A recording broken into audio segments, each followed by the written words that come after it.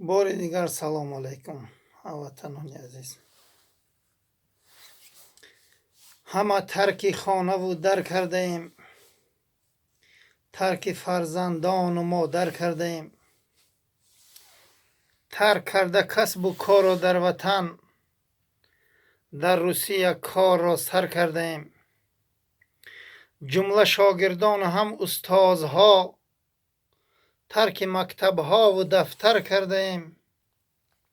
حرف میگوییم با دیگر زبان، یا زبان خویش دیگر کرده ایم. از برای آب و نان گندمی، تاجیکستان را پسی سر کرده ایم. رفته ما در شهرهای دیگر، جان فدا از بحر دلار کرده ایم. عاقلان و عالمان را به سبب بیرون از این خاک کشور کرده ایم. ما همه یک تاجیکیم اما دریغ، ظلم با یار و برادر کرده ایم.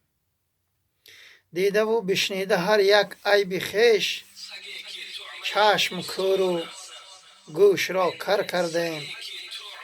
چشم کور و گوش را کر کرده ایم. السلام علیکم رحمت الله.